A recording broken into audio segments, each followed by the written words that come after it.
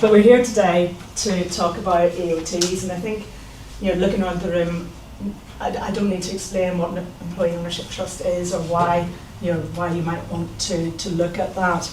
But I think, with everything that's going on in the economy at the moment and the changes to BPR and BADR, it is becoming a more attractive option really for businesses who are looking at succession planning and exit planning. Now, some of you will know that I was probably the biggest EOT cynic until about 18 months ago, because I'd seen EOTs done for the wrong reason, which is the tax, all about the tax saving. But then Paul introduced me to Tim Frankland, who's on our panel here today, and I realised that actually EOTs done for the right reason, in the right way, can be absolutely phenomenal, not just for the people selling the business, but for the teams, for the people who bring it on, and for the economy as well. So today, rather than talk about how you set up an EOT or why you might want to do it, we're going to look at the sort of living with an EOT and examine what's beyond the structure. So we're going to talk about navigating the pitfalls, about some of the surprises that come up, so people can be better planned and forewarned, and and the impact on culture, on legacy, on growth and on profit, which I think are all very important. Now, we're hoping to finish at 10-ish, but if you know any of these three, you'll know that it's going to be like herding cats. So I'm going to do my best to keep you on track, but inevitably there will be tangents. And actually, do you know what? That's okay, because it's just because you're all really passionate about your subject, which I love. So please excuse me and give me permission to tell us to shut up. Exactly. Yeah, thank you very much. I'll try and keep it on track, but who knows how it's actually going to pan out. But I do have a fabulous panel of experts. Well, two fabulous experts. You or me? I'm not commenting. Let me introduce you very briefly. First we have John Shinnick. A number of you know John. John is an independent trustee who specialises in employee ownership trusts. He's serving as an EOT trustee across 7 organisations presently. Or is he 8 today? Will be 8 by budget day. Fantastic.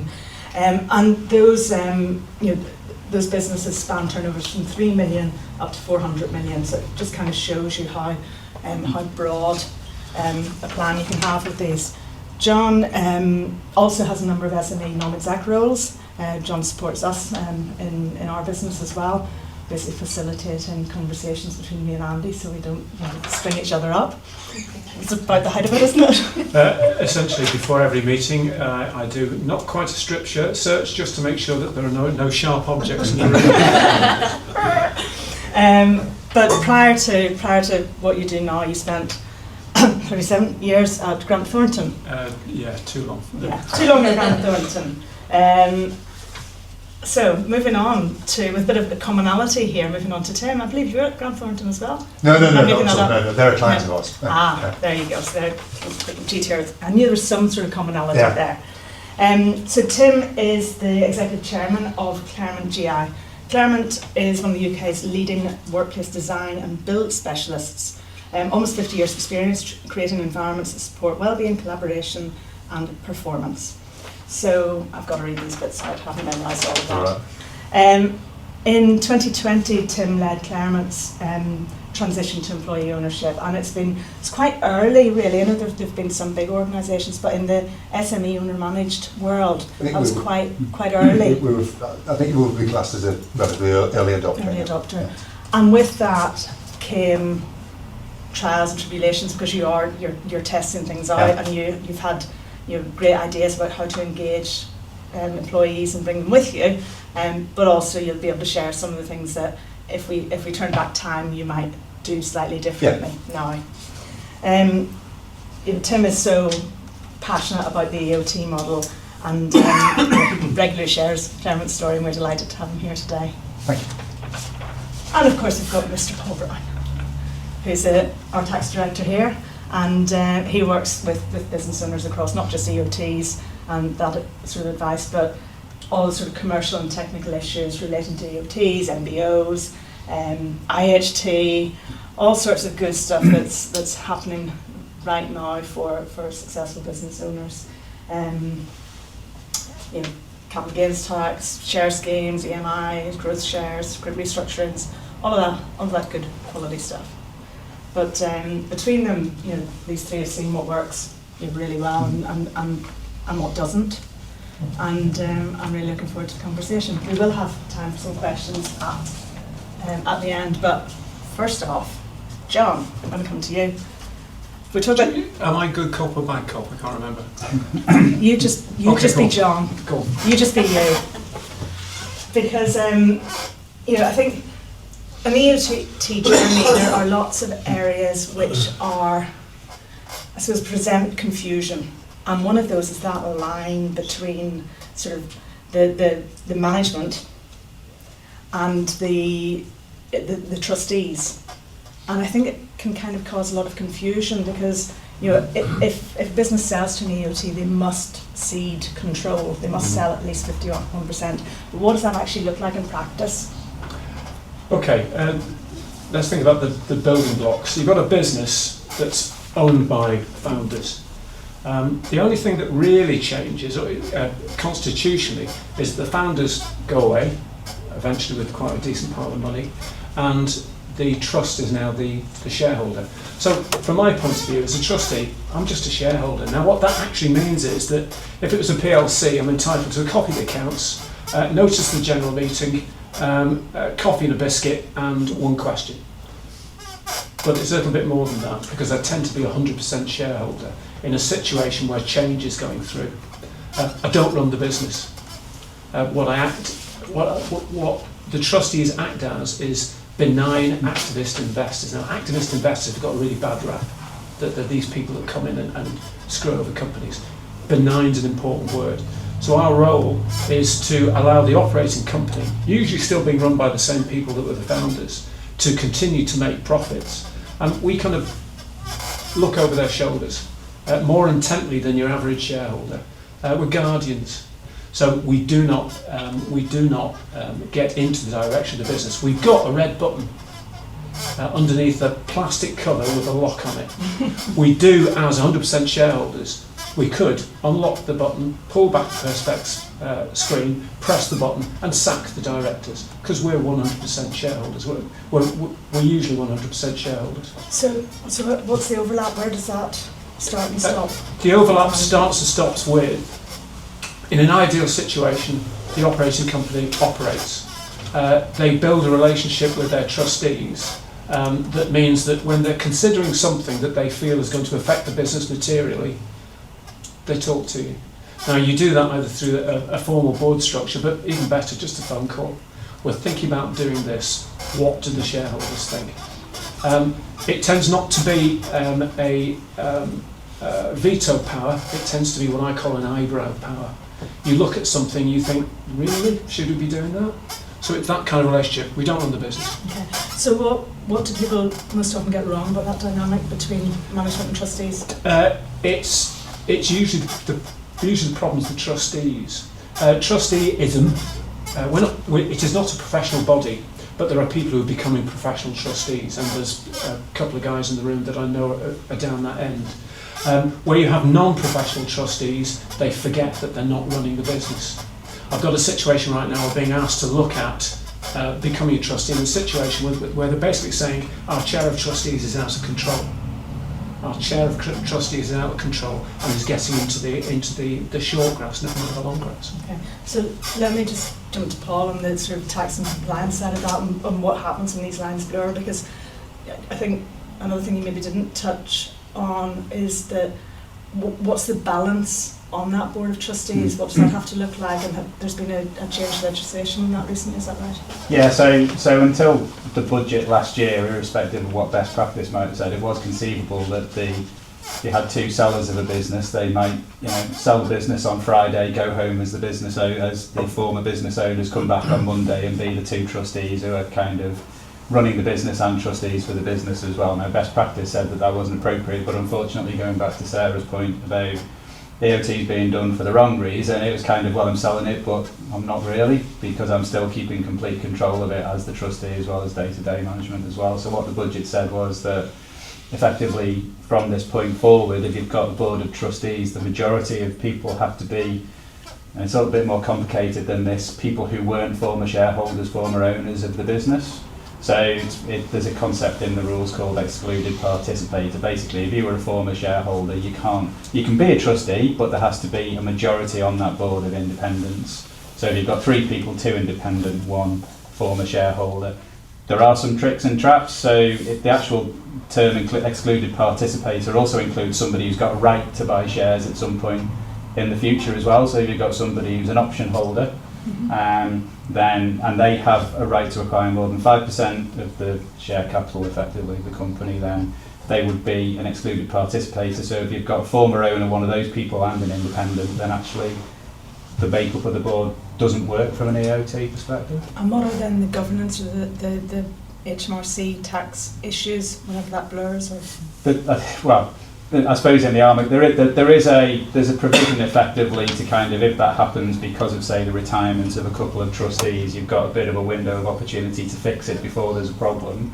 But if it's not fixed and that problem becomes a reality, then effectively, if it's within the first 4 years after a sale, that nice tax-free capital gain that the owners have had at the point that they've sold the business stops being tax-free, and effectively then becomes taxable. So you go back and effectively all that nice, tax that they thought they saved, they end up having to pay. They pay interest on that as well? Well, effectively they're treated as if that relief was never actually given. So their tax is due on the due date. So it really is. It seems like a small thing, but it's one of those things where the impact is absolutely enormous. Now, if it happens after the 4 years, the sellers are fine. But then effectively the trustees are deemed to have sold the shares in the trust at the market value at the date that the issue arises, and pay tax on that, which, in terms of the sellers, if they've got deferred consideration that they're waiting to get paid out, then that's fairly bad news, because that's a hell of a lot of cash that's flowing out of the business. So seemingly a small issue, but really, really significant consequences. I'm going to take a step back from governance then and talk about something more interesting. Tim? Interesting than governance. But, as Paul mentioned about, EMIs and share options and so on, I know that's been part of your journey, but can you go right back to the start for people and tell us a little bit about what was going on in your business in 2019 and what prompted you to go down the EOT route and start that journey? It probably goes back to about 2018 actually. So what we had was an aging population on the board, and 2 of the board members in particular got to a point where they wanted to see what their exit route was. Between them they had about 53% of it. There were about probably 10 shareholders of varying degrees of age and from sort of 2% up to 13% apart from those 2.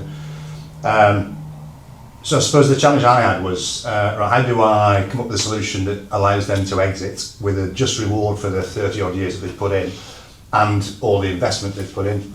We did an MBO in 87, I think. Like everybody else, remortgaged my house and all the rest of it. We had bought businesses in the past, and I didn't want to be on the other side of that, if I'm honest, because actually what we were very keen to do was keep the culture of the business.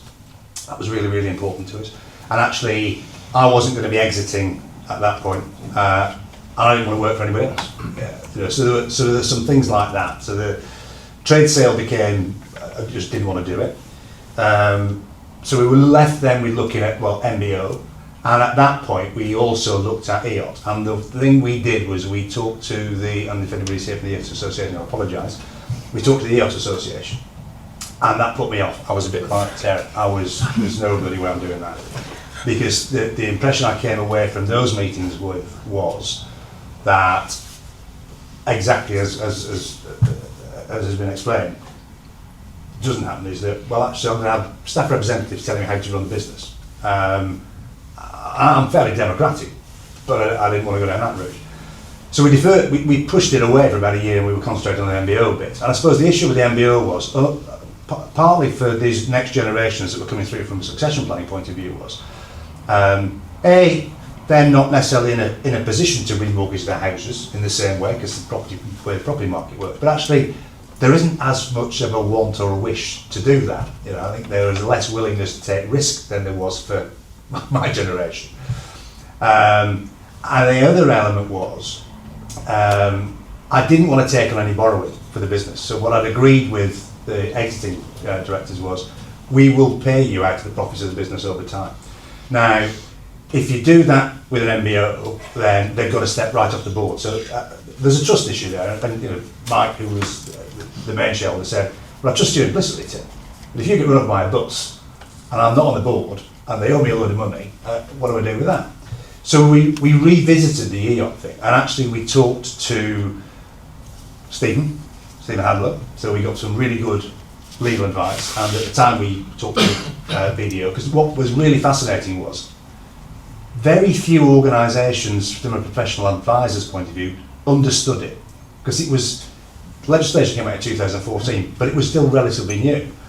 So like we talked to RBS, our bank, they had no bloody idea. They didn't understand it at all, and they were really sort of, it took like conversations with Stephen and with the guys from BDO to get them. But what the conversations with Stephen and BDO did was it said, no, much as John's just explained, actually this is how it works. So what I was looking at was a solution that meant, right, well, I can do this, I can get an exit route for my colleagues that I've worked with for 30 years. Yes, the tax advantages were there, but that was not the driver. I can do this without taking any borrowing that burdens the business, because I can just say, right, we'll pay you at a profit. It still gives them the comfort of knowing they've still got some control on the operations board. And culturally, the more we looked into it, actually, it really fit with us. You know, we've always been really open. So in the past, if the business was struggling, the board would take a pay cut, or we wouldn't pay ourselves for a month. You know, that was the culture within the business, and that's what made this thing really attractive for us. I think what we did was we went down a hybrid route, so we are 51% owned by the trust, and 49% then is reissued in terms of share options. For us, we don't make anything. We are, you know, our business, our biggest asset is our people, and it's about that talent and how do you retain that talent. So being able to offer share options was really, really key for us in terms of that succession planning. And when we looked at the process, I was already looking past the first set of succession planning onto the second. So we were looking at a 10-year plan.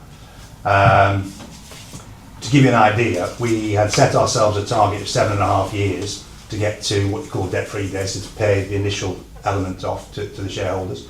We achieved that in 3.5 years. Okay. Tim, I'm going to stop you there, because it's really, really interesting, really valid points, and something I was going to then start to ask about, because, you know, whenever we've got an HMRC valuation that needs approval or doesn't need approval, well, it doesn't need approval, but the trustees now have an obligation to make sure that the valuation that's used is, you know, in line with market. Because again, you know, prior to that, I think there was a tendency for people to think, oh, I can get a nice tax-free capital gain here. So instead of, you know, applying a multiple of 5 to the business, maybe I can squeeze out 7 or 8 and, you know, increase the value and get my extra tax-free cash. So I think, you know, there's now written in law that the trustees have a responsibility to make sure that effectively they're not overpaying for the business. So whenever you're planning and you're hoping to be debt-free by 7.5 years, that's probably the outside of what HMR might accept as being a valuation, or? No, if it wasn't to do with the valuation, it was more, again, what we did was we had a really sensible conversation to say, look, and Mike and Ali were the main two that were going, was none of us, we all wanted the business to succeed, and nobody wanted to put the business under more pressure than it needed to be. So we came up with a relatively conservative payment period. We had a valuation that was agreed by HMRC, and I remember having some interesting conversations with BDO at the time, because as a buyer and seller, as it were, and I remember a conversation we had with the valuation expert. She came out with a number and said, look, I don't just give him a number that he wants, actually I want a number that's right. And the number that they came back with was higher than we had originally all thought of, which was a pleasant surprise in a way, but as a buyer it was okay. The reason that we paid it back quicker was because the business's performance went like that. Fantastic. Sticking with valuations, John. That's probably key. You hear about businesses being sold for 20 times valuation, stuff like that. You only pay 20 times if you know it's going to be doing that. Most businesses that are going into EOTs are good, solid, performing businesses. Some of them are growth businesses, but they tend to be steady. If you can't pay it off in 7 years, you're paying too much. It's just as simple as that. And there's the interesting thing about the valuation is some of the valuations that were put out there in the early years were pretty unimpressive. I had one that was mathematically incorrect by 18 million. But because it's this lovely, friendly transaction, everybody said, oh, we've got a valuation. I said, great, doesn't add up. I said, no, we've used this much. No, it literally does not add up. Oh shit, now the hilarious thing was, it was undervalued. But a valuation for me is glasses guide on a car. Before I as buy a trustee, I'm going to buy it, I'm going to really get under the bonnet. Yeah, I think that's really important. And I think there is a real risk with over leveraging, particularly if you're getting bank debt into to fund it, which is, I think something that the banks are certainly pushing at the moment. But you've got to be able to service that debt. Yeah, that is absolutely the key. And the bank will they'll do their testing to see whether you can service it or not, but they're only relying on what your assumptions are about future performance of the business. And if you over leverage, then the whole thing's got a real risk of crashing down. Or, as John said, I completely agree. If you're saying, well, actually our payback period as sellers is 15 years, it's like, well, yeah. And it's not just HMRC. More and more, the actual beneficiaries, the employees, are finding their voice, and they're going, "What? How much did you pay for this?" So you're telling me, congratulations, you're on a business, and you're not going to see any benefit for 15 years. Not happy with it. There are now deeds of variation going on, where effectively the SPA, this sale and purchase agreement, is having to be amended, and the value of the business, the consideration of this, is being reduced because beneficiaries are challenging the trustees. So the naughty boys' days are over, I think. I think I'll just step in, and again, I suppose maybe naivety on our part, but again, it comes back to actually why did we do it? We did it because actually we all felt it was best for the business and everything. So our PE ratio was 4. So it wasn't 20. It was might have even been 3.8, I think, top of my head. And what we did from day one. So on the 20th of December 2020 was the day we did the deal. So at that point, arguably we hadn't bought the business. We'd just done the deal. I think we made the first payment. On day one, we paid an EOT bonus to everybody, and we continue to do so. So I think as at the end of last financial year, which is the end of August, we paid out 1.5 million in EOT bonuses, which is the tax-free. So everybody gets that. There've been lots of them. Total benefit back to the staff as a whole, and therefore the trust, is 2.5 million. Tim, how many employees did you have at that point? We probably had about 87 at that point. We peaked at about 130. We're at about 110 now. Okay, interesting. So I've got about 4 different questions in my mind now, but is there a type of business that is most suited to an EOT? And I'll put that along with, John, you said something there about, well, you've told me I own the business and now I have to pay you this. Who actually owns the business? Fascinatingly, I sit before you as the non-beneficial owner of about $750 million of turnover in Norway. Non-beneficial. The people who actually own the business are the trustees, but they own it on behalf of the beneficiaries. So that's the interesting thing. I often, at the start of a trust, have helped them get through the process. I stand before the assembled employees when they're told, congratulations, you own the business. Can I call myself an owner? And the answer is, yeah, in a sense you can do. Do I own shares? No, you don't. They're held in trust on your behalf. So I'm happy for people to say I'm an owner because it's actually the spirit that you want rather than the substance. Okay, interesting. I've forgotten the other question that I just started asking, but we'll move on a little bit. It was about, is there a particular type of business, whether it's a people business or a manufacturing business, or does there need to be a certain profit margin or cash generated?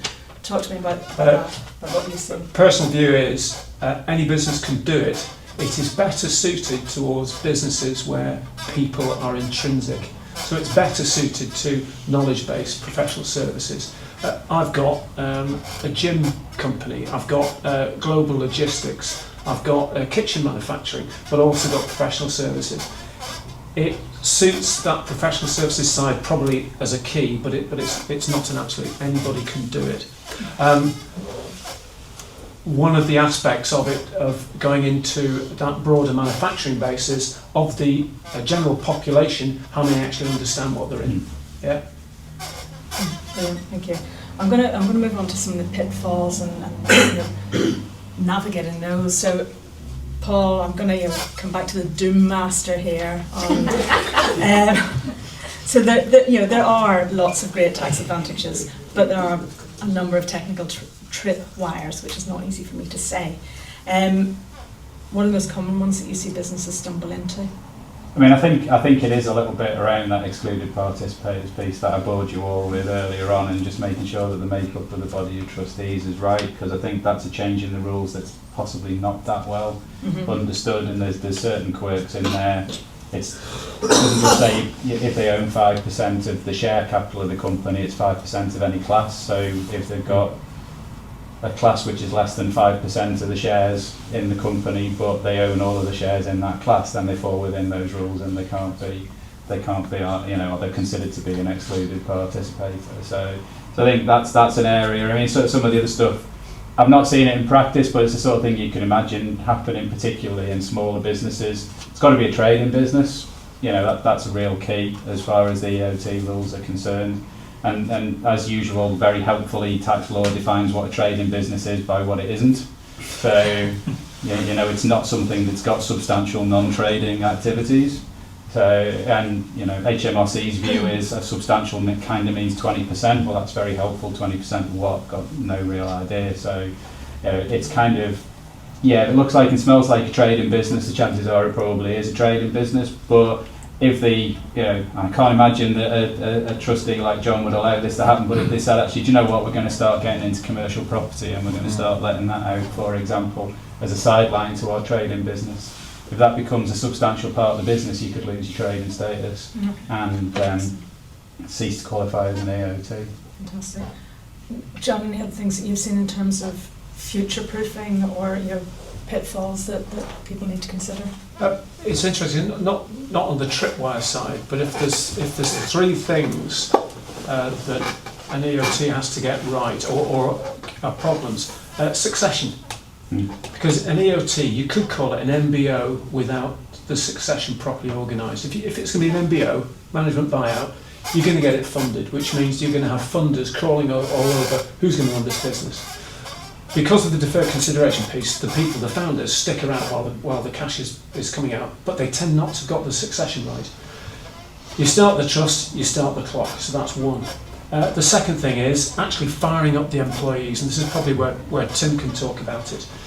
The number of times on that day when the founders and I have sat in front of the team and said, congratulations, you own the business, and there's an underwhelming silence because they haven't got a clue what's going on, really haven't got a clue. And I think the real trick is firing up the employees to let them understand what is called the EO deal, and I'll talk about that afterwards. And the third one is actually the founders have to be schooled in not being founders anymore. They're probably still running the business, they've still got the what I say goes mentality, and they have to be helped to not be founders but be stewards. Fantastic, thank you. Tim, I'm not going to let you answer the question that you thought you were going to answer there, because I'd like you to talk about, you've said that your 49% went in options to key employees to keep them engaged. I'd like you to talk to us about that, and I know you've already recycled those, or you're in the process of, and there are some huge advantages and some pitfalls that you could explain. So, touching on what John was talking about in terms of succession planning is key. So what in effect we did was, so Annie was one of the two departing, so she left almost as soon as we paid her out. She was off the board and retired effectively. Mike moved to, I think his fairness, his title was executive chairman until he got his money, but the reality of life was he was no longer running the operations board.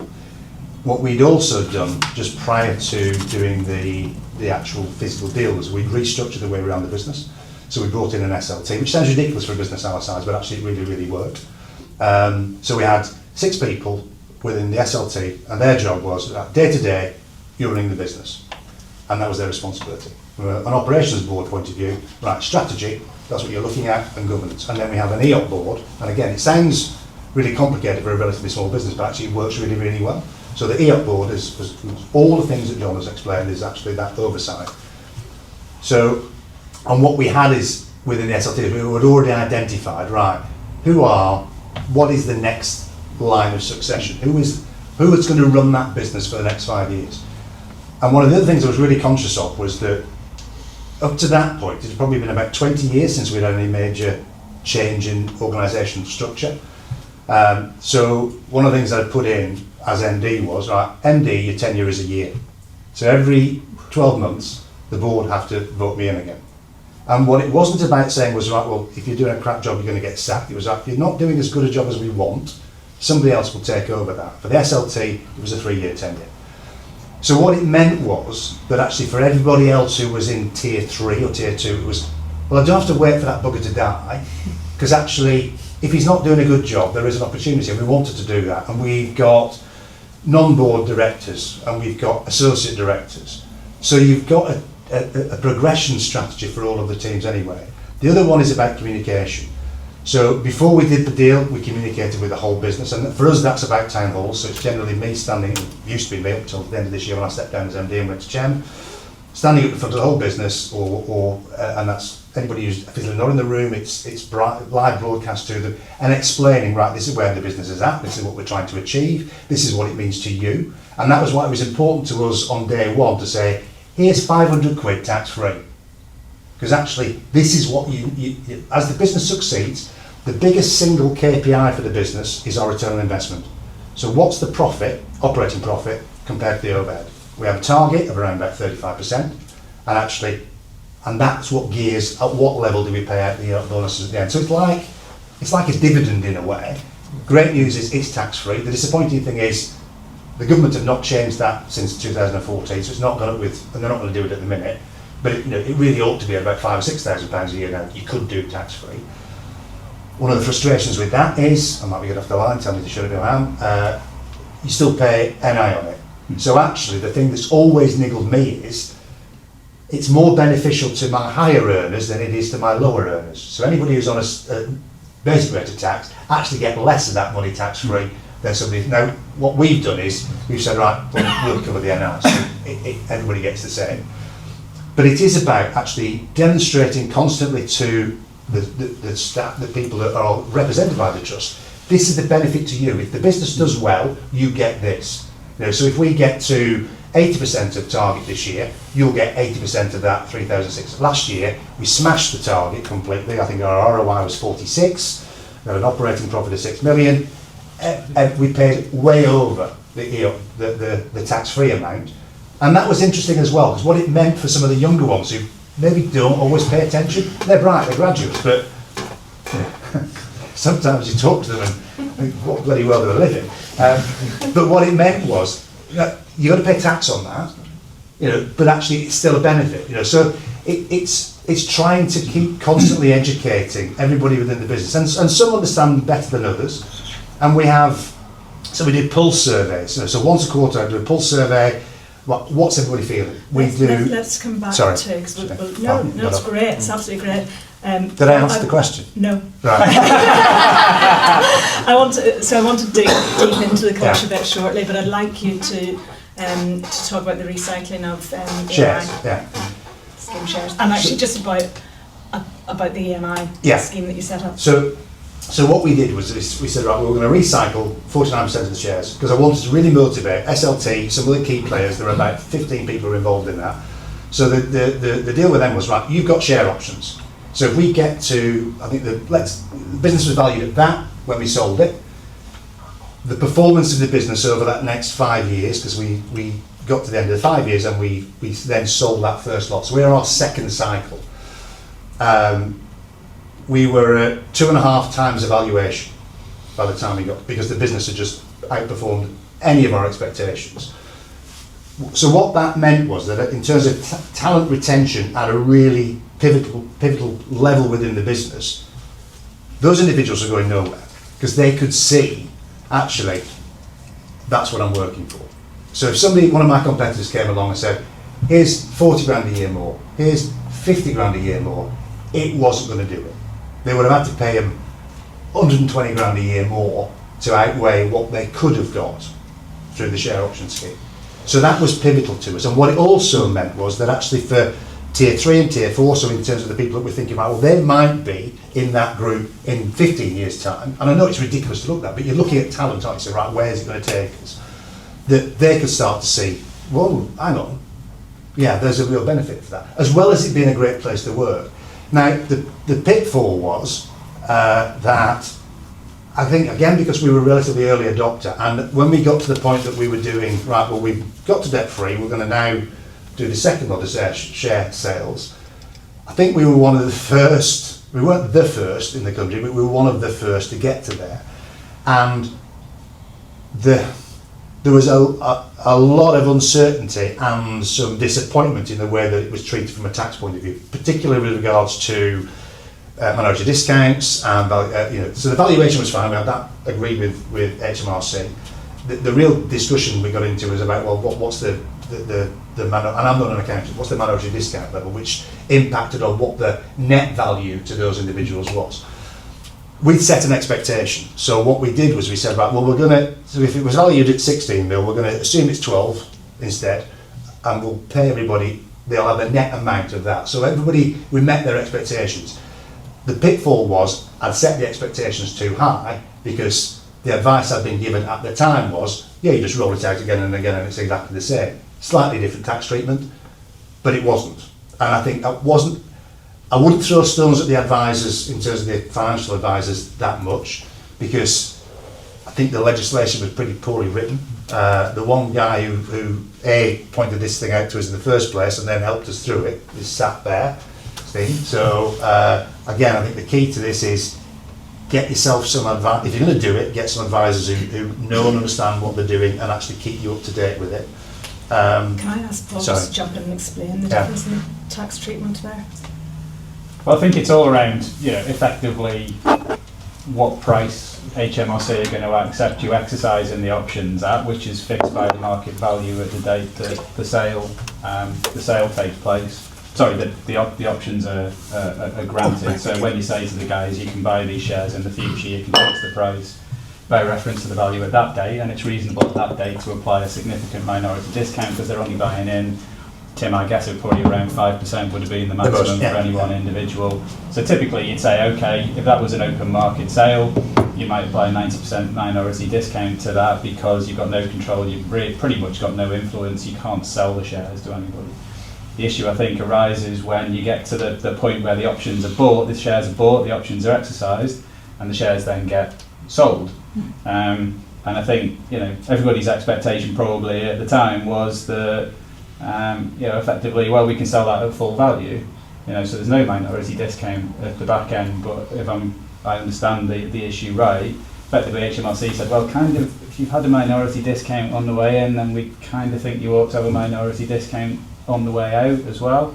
And so that took away a significant amount of the value in terms of the upside for the guys. So Tim, hopefully I explained that reasonably. You've given people an expectation and you then honoured the net amount. So the business took the hit on the difference, or how did that? I suppose it did in a way. But again, it was. But what we, in a way, what we did was the valuation that we got agreed. Let's say it was 16 mil. So what we did was, right, well, I'd set everybody's expectations that let's assume we get to 12 kids.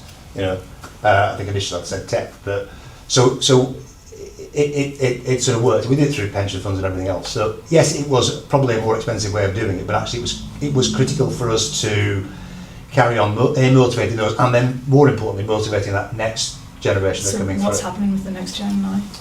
Well, so we are in the process of having discussions with this guy and with that guy about what's the most effective way for us to do it going forward. But it's, I mean, it in a way, it's sort of, do I think there's an advantage in doing share options and doing hybrid? I think for a business like ours, where it's all about people, and actually inevitably there will be some, like George Orwell, some people are more important than others in terms of the way they drive it. So it's how do you motivate those people? And what we didn't want to do is get into a point where we were paying ridiculous salaries. So I think we pay, you know, we try and keep about where the market is. But actually what you want are people who really want to do it. Because the other big thing for us is our objective isn't to grow, which a number of times I sit in rooms and talk about that and people are, why?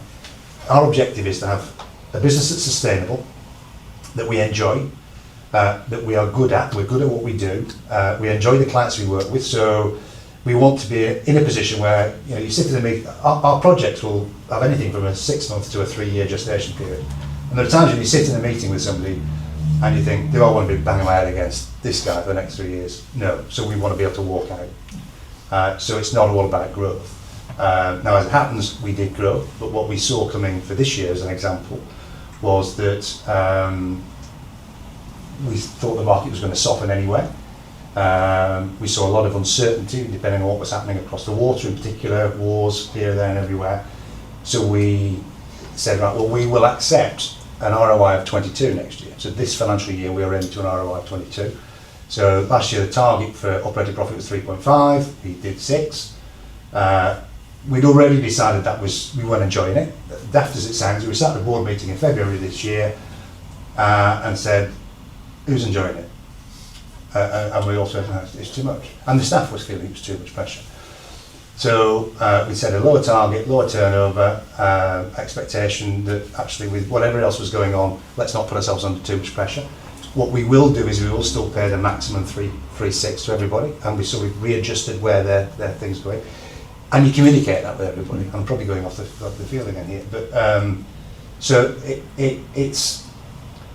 it's about trying to get that balance right between you motivating everybody within the business, but you've also got some key individuals who are going to do that succession. So let me just, I think you had a comment on the technical, or the not on the technical, actually on what it means to the people. So you're right there, and the majority of trusts that I work with are a hybrid, because what you want is 2 or 3 people that are going to wake up on a Sunday morning at 6 going, shit, we've got a problem in the business. You don't automatically get that. You get that from having started the business on the kitchen table 15 years before. That's the holy grail. But the real holy grail, and I talked about firing up the people. Congratulations, you own the business. Silence, we don't know what it means. Give them a tax-free check and they go, hello, what was that? And this brings me around to a thing that's called the employee ownership deal. We'll give you more information, we'll give you more influence, and we'll give you more reward. Turn up thinking like an owner. And the classic, of course, is John Lewis. And I don't know who's shopped in John Lewis, I've not been in there for a while, but you always felt you were dealing with a slightly different class of assistant there. They had the partner's badge on because it was their business. There's an apocryphal tale of Dave the driver. So it's a haulage business, and Dave's been sitting in the canteen for the last 3 years going, the routing software, which is the thing that decides where you drop stuff off, it's shit. We should be using DHLs, it's much better. But of course, because he's just a driver, he just grumbles in the canteen. Dave's off on one again. You create the EOT, and one of the key things is you find a way for people to speak up and put their heads above the parapet, knowing that they're not going to get their head cut off. Post EOT, Dave's going through an employee forum or through employee representatives, the software's shit. The directors, and it's fascinating, the number of directors who don't really know what's going on the floor of their businesses go, really?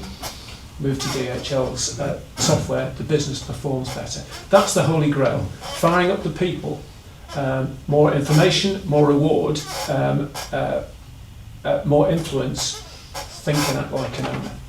That's great, because my next question, the culture and engagement bit to you was going to be, can you talk to me about the behavioural and people aspects that make a difference between an EOT that thrives and really works, and one that doesn't so much. But I think you've probably covered that. That's probably the key thing is a two-way street of communication, and never touch a tall poppy. Allow the tall poppy to thrive. So how can leadership teams embed sort of an ownership mindset?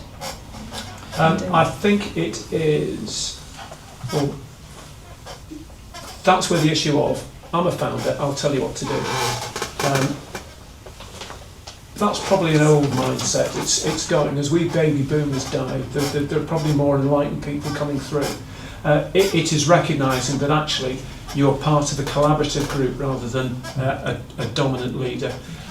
It's non-directional leadership rather than directional leadership. Thank you. Tim? Well, there's things. So when we did the restructure before we did the sale, and we worked with an external consultant, and actually Martin sat on the EOP board for quite a while as an independent. And one of the things was really useful. Martin said one of the things he had done was he used to have bacon butty meetings in whichever organisation he worked. So I started doing those. So these were 8:30 till 9:30, random selection of people from the business. No particular agenda, right? How are you feeling? What's worrying you? What do you want to talk about? What's better? What's good? What's bad? How can we improve? Whatever. And a bit like so what you would get was I might get 10 suggestions thrown out in those meetings. 2 of them would be absolutely bloody dynamite, and it's making sure you follow through with them. And then we did all the, so we had suggestion boxes, but we have an EOP forum. We've got EOP reps. Obviously, we've got 1, 2, 3, 4 members of the staff on the EOP board. So there are lots of ways that people can get messages up. We've got a fairly open culture anyway. There has never been any standing on ceremony. It's never missed this or anything. There's none of that, and that helps. But it is about and the surveying we do, and it needs to be anonymous. Mm-hmm. It does need to be anonymous. It's frustrating, I think, because sometimes you want the data, right? Well, kind of narrow down to if you see you've got an issue, where is it? But you can't know who the individuals are. But actually, just trying to engender that culture where people do feel as if they come up and say, "Have you thought about this?" And then reward them for it. So we have all sorts of things. So we'll have employee unsung hero of the quarter. Every quarter, there's a financial reward for that. The staff vote for them. You're just trying to encourage people to put their head above the parapet and say, "That's daft." And the fact that they can then relate to the fact that if the business is performing, they are getting more money, be it tax-free or not, then they do start to think about, so we had this thing with the way we did expenses, so one of the staff came with this idea, so, well, I've worked somewhere else and they use this system. Actually, it's much easier, much more of it. So we've adopted it. It was a bit of software investment, but it's worked, so. I love that. Paul, where have you seen communication probably in the run-up to an EOT rather than during and after impact either positively or negatively on the success? I mean, I suppose it is actually, it's really around that whole, at what point do we tell people? And I think that, the approach that a lot of people have taken is we'll wait till it's all done and then we'll tell people, which, I've got, I think I've got a lot of sympathy with that approach, but it's also how you tell people. And funnily enough, I was out at a business on Tuesday helping out to talk to the staff about, the fact that this business has just transitioned to EO. And I sort of contrast that with another one that I attended, probably 9 months ago. The first one that I went to 9 months ago, it was that tumbleweed moment. It was very much the, oh, okay, that's great. What time would the pizzas come in? So, was that you? That was me, obviously, because that was the only reason I was there. Yeah. But it was, and I think perhaps it was a little bit about the way the message was delivered. But you kind of looked at that and you thought, we're just not going to get the benefits out of that unless the communication really improves and people actually start to understand the benefit. Whereas the one I was at on Tuesday, one of the former owners actually was so emotional he couldn't deliver his speech, so he had to get his brother to deliver it instead. But the passion just seeped out of every pore, about, you know, how we've got to where we are and why we're doing this and what the benefit was for the employees in the room. And, you know, after it, the people were walking up, congratulations, we're really delighted for you, thanks very much for what you've done for us. And it's not even, the messages were probably not dissimilar, it was almost the way they were delivered to a certain extent, and that passion and that belief and that, you know, we're doing this for you. You know, and they were honest enough to say, we could have sold this to somebody else, made a lot more money, got our money quicker, but we didn't want to. We wanted to preserve this business because we want to reward the people who got us to where we are. And so I think it's that, and that but that comes back to doing it for the right reason. Yeah, it absolutely does. It absolutely does. I'm convinced that, you know, that business will see those EO benefits flowing through, whereas the other one, yeah, I don't know. Yeah. Tim, when did you engage the team, or did you have, you know?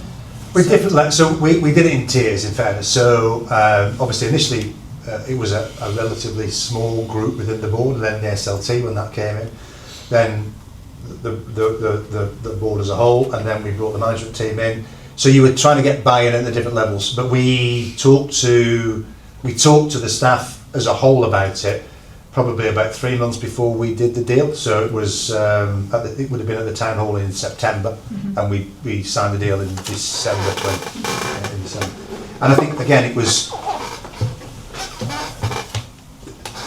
the chat. I think what we wanted to avoid was, you know, because the staff are not, you know, they'll see you all huddling in rooms, because, you know, and they were aware that I was trying to find a solution for Mike and Anne. So we just felt it would be better off being open about, right, well, we were quite honest. We looked at this, we looked at that, explain why I didn't want to do a trade sale, explain why we didn't want to do the MBO, explain why I actually now thought this was the best solution for everybody. And so you're just trying to constantly educate in a way.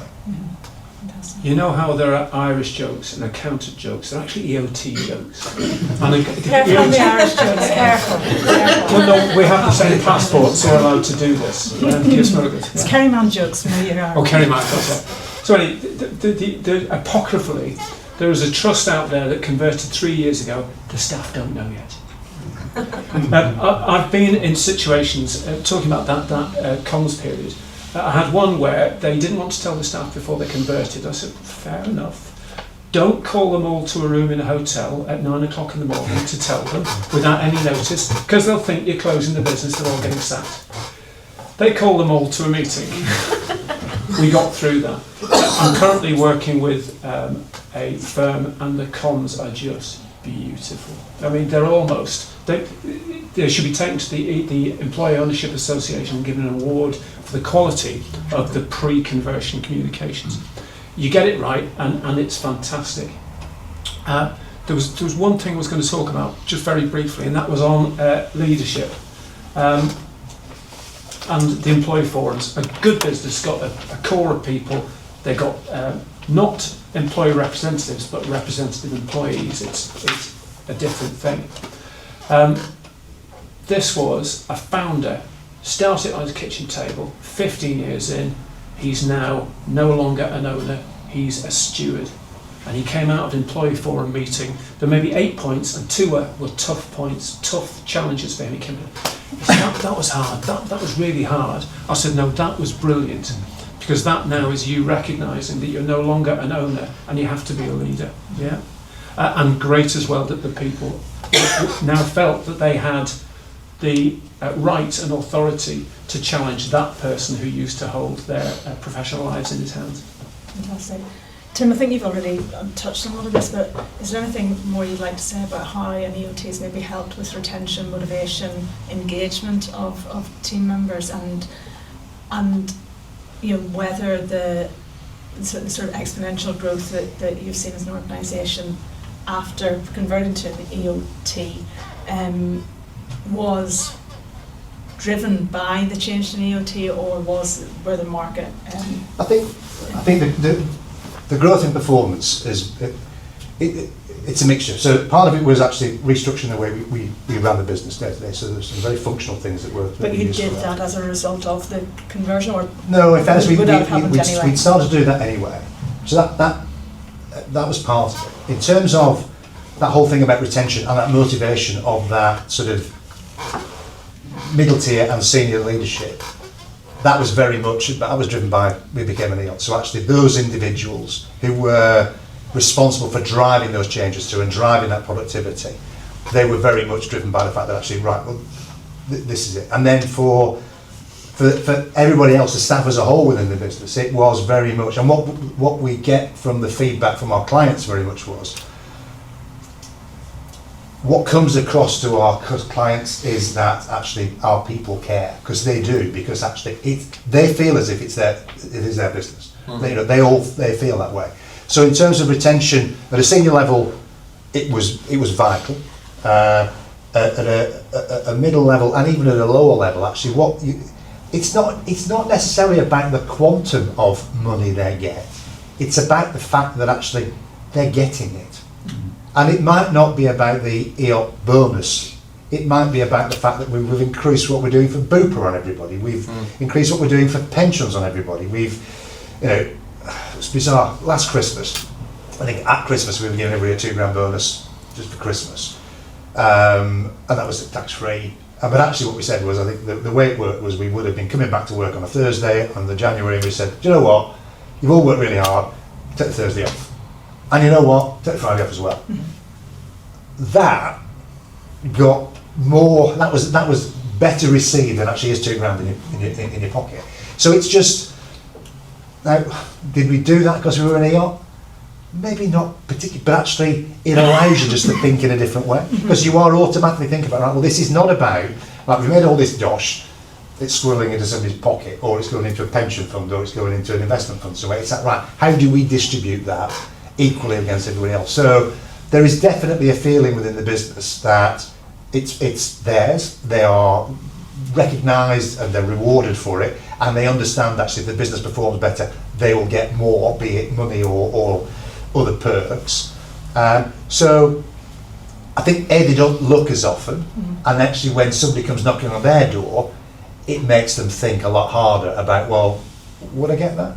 So it's been great for us. So I think something that John alluded to earlier is that change in mindset from the original founders to being, an employee of the EOT, to being a steward of the EOT. That's a fundamental in in making things like that happen. Yeah. I think in fairness, culturally for us, we've always been a bit like that. But what this did was it just made it very, very clear. It made it clearer for us, and actually there can be no dissenting voices on the board about, well, why are we doing that? Because we're bloody EOT, right? So that's why.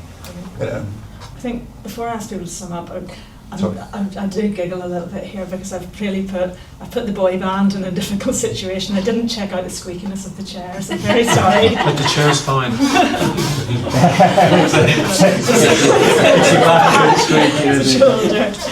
And I've now got Paul in the spotlight. Yeah, sorry, you might wonder why I'm sitting bolt upright. So do feel free to move a little bit. Before I ask them to sum up, does anybody have any specific questions? Oh, Adam, go for it. Tim, if let's say your business pre-EOT was operating at 100 performance points, and whatever performance points means, where you said the business went like that. Yeah. If it didn't EOT, that 100 performance points would be what, and what did the EOT put on top of it? I would say that at least 50% of our improvement was down to us becoming an EOT. Right. At least 50. Okay. It wasn't just market conditions and all the rest of it and all the rest of it. No, because actually what we did was, for us, we almost went straight into COVID. Yeah. So interestingly, from a revenue point of view, we took a massive dip, but from an operating profit point of view, it went up, and it continued to do so. And just out of interest, did pre-EOT, did you give staff bonuses based on company performance, i.e. you could almost call that a dividend? No. Okay. No, what we did was we generally gave individuals on their own performance. So there was no, we've done fantastic, here's a reward for everybody. We've never done that before. Okay, so there was no company percentage based on company performance? No. Blah, blah, okay. The Employee Ownership Association are quite good at surveying because they want to understand their impact. UK employed EOTs are 8 to 12% more productive. More importantly, health and safety. There is a lower incidence of health and safety infringements when it's owned by the people. There's less instances of redundancy and less instances of people churn, because, well, why do I want to leave my business? Thank you. I Brian? mean, sorry, can I just pick up on that, just as, because I think back to some of the doubts I had before we did it. So one of the decisions that we made in June this year was, having looked at, right, this year's been phenomenal, but we're not enjoying it, not just the board, but everybody. We were just under too much stress. So we couple that with looking at, well, where do we think the economy is going globally, because a lot of our clients are international. We decided we were going to reduce it, so that meant reducing overhead. So we did.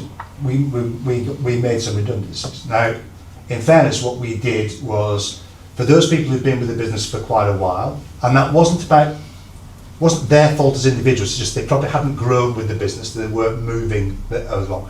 So we were very generous. Some of those people walked out with 6 months, the equivalent of 6 months net pay, and allowed some of them to retire.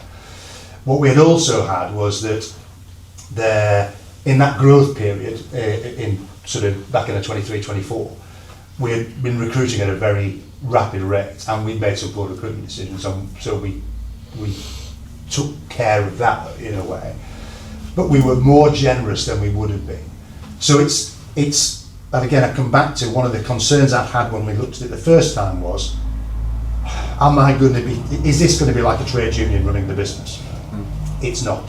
What we took were sensible business decisions, which mean that actually we are in a great place. And if anything, I was worried up to about 2 or 3 months ago, had I cut it too much? Actually, these last, you just see the growth figures that came out this morning, I didn't. We got it right. So we're ahead of the curve. And again, some of the conversations that we can now have with the troops are, we sat here with all this in the bank. I mean, do you think, I mean, it sounds like probably pre-EOT you were a non-abbreviated accounts company, you were probably bigger enough that you had to do full accounts. Yeah. So actually you're not really publishing to your employees anything that they could have already found out. A lot more detail. No, in fairness, we go into a lot more detail with them. So, and at the town halls, we encourage questions. And to get over that, people don't want to ask questions in a room.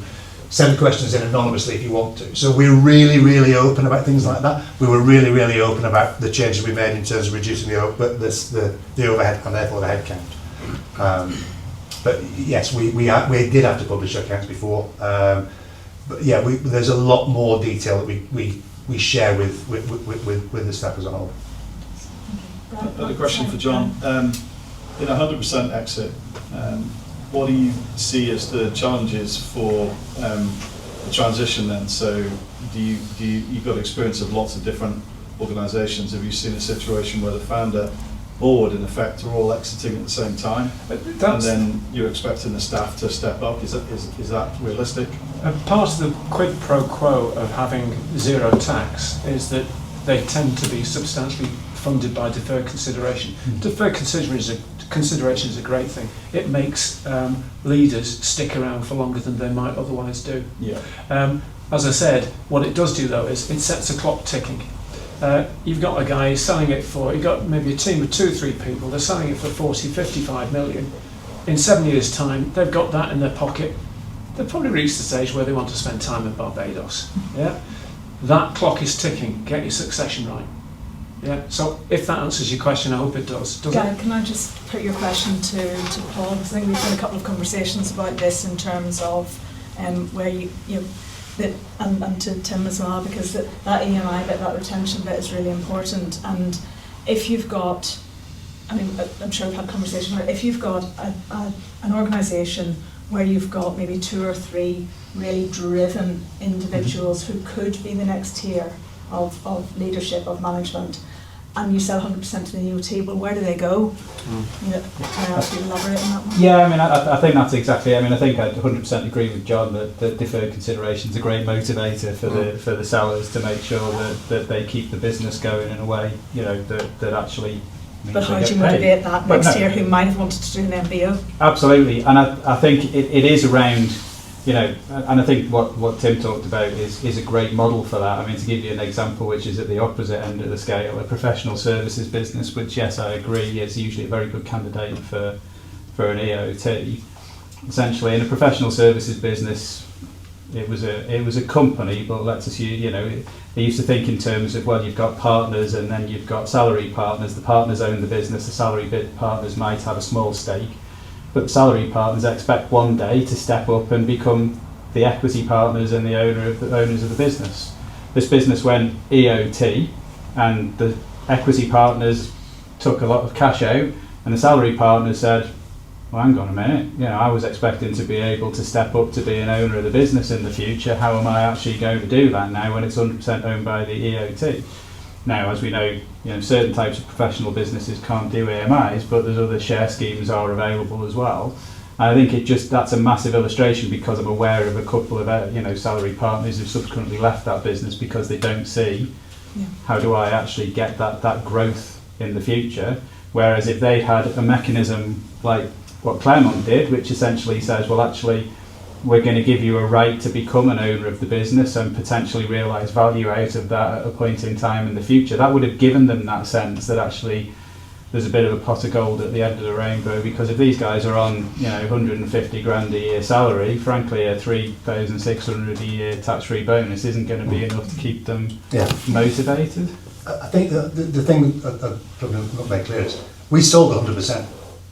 And then we reissued 49. So for me personally, I had just under 15% of the business, which I sold as that. That was paid on the deferred. But then I got issued 14.9% share options again.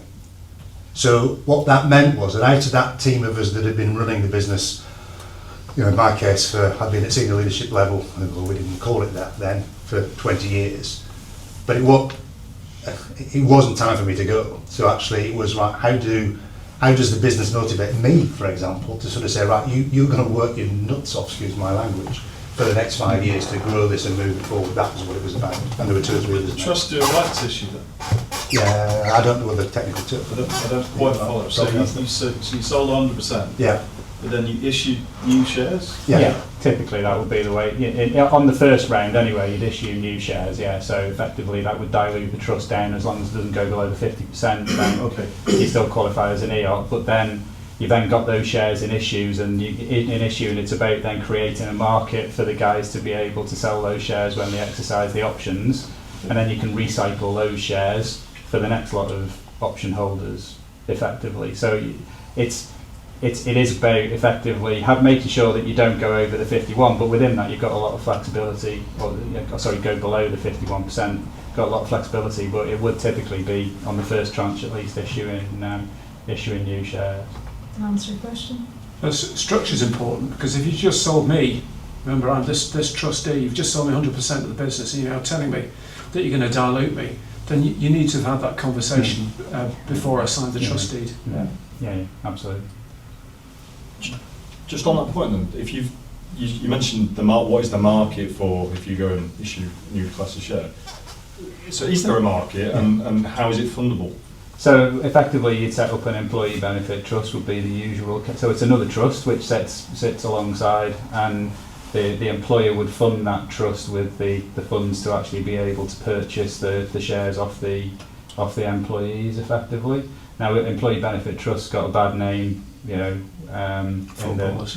Footballers, Rangers Football Club, ended up in the Scottish Third Division because they set up a dodgy EBT, but they are actually a perfectly valid tool to create that internal market for employees to be able to sell into. So, and it is effectively funded by the company, effectively by the company. But I So suppose an Tim, EBT buys the shares then?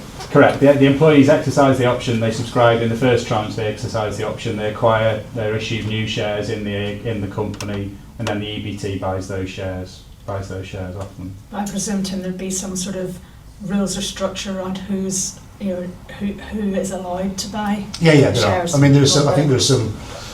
I guess Stephen will answer this better than me, but there are some rules in terms of the amount that people can have over time, and if they are linked individuals.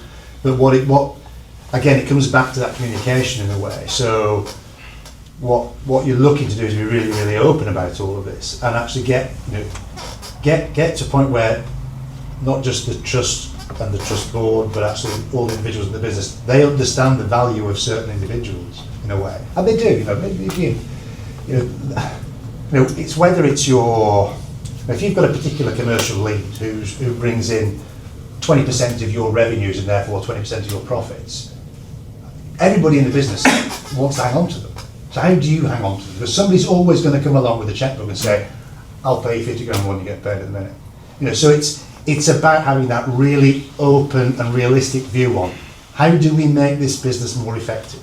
And some individuals will always have a greater impact than just everybody. So what we've done is said, right, everybody gets rewarded. Some people are going to get the option, and what you're trying to paint a picture of is for those that have been with us for 2 years, or they came in as part of a graduate program, but you're looking to say for something for them that could be you in 10 years' time. So it's about finding, for us, it's been about finding different motivations for different people, but everybody has to be seen and feel as if they're benefiting from it, and that's when you get it. That's when you get it back. Fantastic. Sorry, can I just come to Stephen? There's just one thing that's not been mentioned, which I hear now and then, is that people see the future of EOTs as a second exit. And that, to me, that's wrong, because it's about sharing profits and not creating another capital event. More to John, really, I suppose, or more so to Tim, in terms of, has anyone said to you, are we ever going to sell Claremont or John Lewis's that you've been on? Because to me, obviously, there's a big tax take if that happens, but also I think it creates the wrong expectation. Is that something you've come across? You go back to 2014, a guy called Graham Nuttall, who really, along with David Petton, a bunch of guys came up with the idea, and the whole thing was, this is a perpetual business. This is a perpetual business, but hang on, this is a perpetual business that's growing at 8 to 12% better, has got a better informed and charged up workforce. Somebody's going to go, we're having that. So personal view would be, we've got 2,600 EOTs in the UK.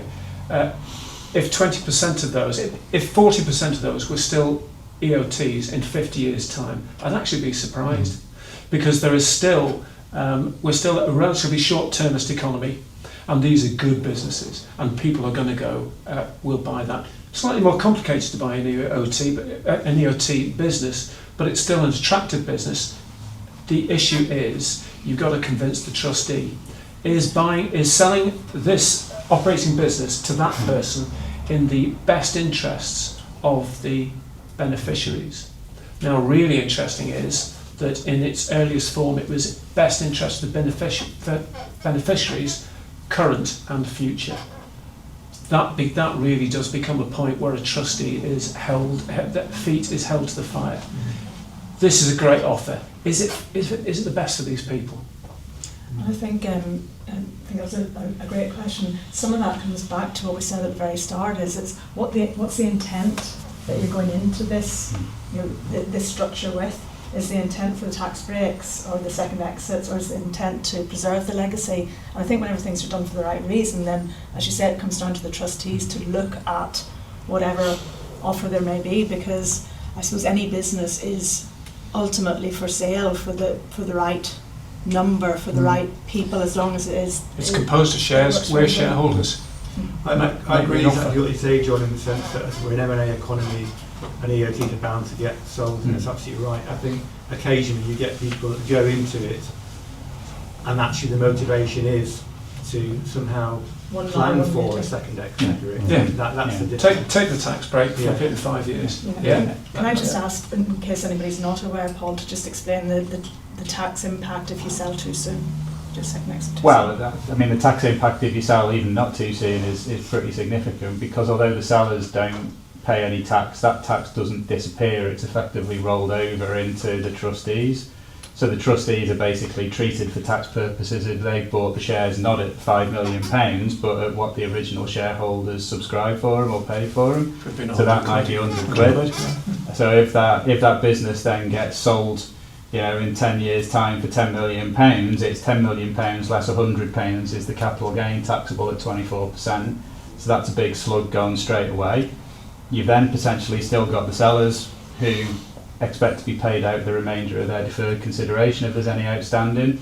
And then if those funds are distributed to the employees, then effectively the employees are that's treated as employment income for the employees, so they could be taxed at up to 45% on it. So actually the pot that's left out of that sales proceeds is actually is really quite small relative to the top line. So trustees definitely need to do some number crunching. Having said that, you sell a business for 100 million and an individual goes, great, I've got £1 million coming to me. After that, they're actually only going to get 300,000. But it's 300,000 they never had to put a penny up for. They never put a penny up for it. Exactly right. And that is where is this really going to benefit them? It tends not to be retirement money unless they're 65 or whatever. But it's a nice little booster as they continue in their role, because they're probably integral to the business with their new owner. I think. Does that not cause an issue though? Because from a retention perspective, as Tim has said, if you've got someone who's 45, they're getting 300 grand in the bank, right, pay off their mortgage, are you going to be then as motivated to work as hard? Yes. So from a buyer's perspective, do you want that workforce? So although it was a really great business as an EOT, when those employees have then had those payouts, is it as good a business? Now you're into commercial negotiation and tying in those people. And also, in a population of 100 people, it's probably going to affect 5 or 6. Yeah. Going back to your original question, Stephen, I have been asked. So it's come up in some of the town halls. It's come up in some of the questions that have come through the staff over the years. And I suppose the answer that I've given, and we did do the maths to say, right, well, just out of interest, because I wanted to understand what the issue was, and said, right, well, what would that tax burden be? And it's not insignificant, but it wasn't, if I'm honest, it wasn't as horrendous as I initially thought it would be. I think the answer I've given to everybody was that not while I'm still there, because for me, culturally, part of the big reason we did the EOT as opposed to doing a trade sale in the first place was I didn't think, I've been on the other side, and I know what happens. I think John's point is really valid actually, that if those businesses are performing, they will become attractive. And I suppose if it got to a point where actually that was genuinely the best future for the business, and that might be because actually you've run out of your succession plan. So if you're getting to a point where you're saying, I don't know where the next generation is coming from, I cannot identify, and again I'd caveat all of that by saying, culturally for us, we very rarely bring people in from outside of the senior level, and historically when we have, it's not worked. And I think that's us, not them. I think culturally it just doesn't work for us. So actually, if we are not growing our own, then at some point that business may well get to a point where you think, actually, that might be the better option for all of the employees. But that is the only thing I could see at the moment. So with that in mind, Tim, do you and John and Paul, do you think there needs to be a business needs to be a certain size for an EOT to be really successful? Because you've talked about a structure of a senior leadership team, and a management team, and a forum, and do you need to have a certain echelon of people, or is it just about having some structure? And actually, to John as well, because I know that you've worked with an organisation, I think, that did a hybrid EOT as part of their succession planning. Is that correct? Whatever they were thinking about, we've almost got the people there, but not just quite. So we do the EOT and bring them up with us. I think John's probably better qualified to answer that than me. The only experience I've got really is of our business, and in fairness, probably 2 or 3 others that I've been asked to talk to when they were at the start of this. So I'll defer. I think in general it can be too small. If there's 10 people in the business and 2 of them were found, you reach a point where you're kind of too small. Because probably if it's that kind of size, and again it's going to depend on the type of business, it's always going to be who's going to run it afterwards. Too small, yes. Too large, no. International, do it, but understand that brings in a whole raft of new complications. Thank you. Any other questions? Anybody else? No? Anything to say to sum up? Is there anything you've not covered that you've got a burning desire to say? No, I don't think so. No. Pick your independent trustees carefully. There's another one around there, put your hand up. Dave and I, he's about as high quality as you can get. But I'll just tell you a little story. I had a 3-letter acronym of accountants contact me and said, there's a business here we'd like to introduce you to be their independent trustee. They need somebody of high quality. And I didn't hear from them, so I said, what went on there? Oh, they decided not to use a professional trustee. So I said, send them this message back. Good luck on using an amateur. Yeah, fantastic. Well, can I thank you all? And that was absolutely